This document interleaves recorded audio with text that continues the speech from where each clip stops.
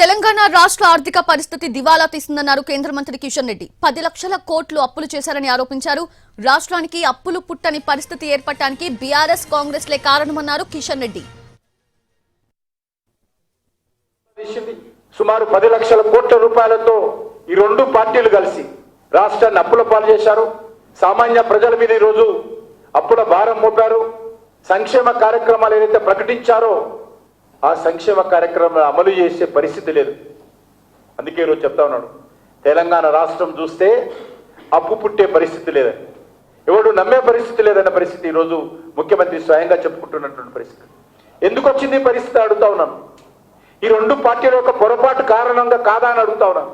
మిగులు బడ్జెట్తో ఉన్నటువంటి తెలంగాణ రాష్ట్రం ఈరోజు దివాలా తీసిందంటే, ధనిక రాష్ట్రంగా పేరు పొందినటువంటి తెలంగాణ రాష్ట్రం ఈరోజు అప్పుల పాలైందంటే దానికి కారణము కాంగ్రెస్ పార్టీ, బీఆర్ఎస్ పార్టీ. కేంద్ర ప్రభుత్వం లేకుండా రాష్ట్ర ప్రభుత్వాలు పనిచేసే పరిస్థితే లేదన్నారు కేంద్ర మంత్రి కిషన్ రెడ్డి. సన్న బియ్యంలో కేంద్ర ప్రభుత్వం నిధులు 80% ఉన్నాయన్నారు. ఎరువుల మీద 70% సబ్సిడీ కేంద్రం ఇస్తున్నట్లు కిషన్ రెడ్డి తెలిపారు.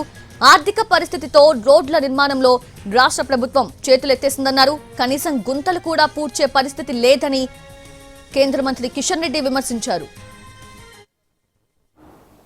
ఈరోజు సన్న బియ్యం ఏవైతే ఇస్తున్నారో ఆ సన్న బియ్యంలో కేంద్ర ప్రభుత్వానికి సంబంధించి 80% నిధులు కేంద్ర ప్రభుత్వం ద్వారా వస్తున్నటువంటి డబ్బులతోటే ఆ బియ్యాన్ని పేద ప్రజలకు అందిస్తా ఉన్నాం.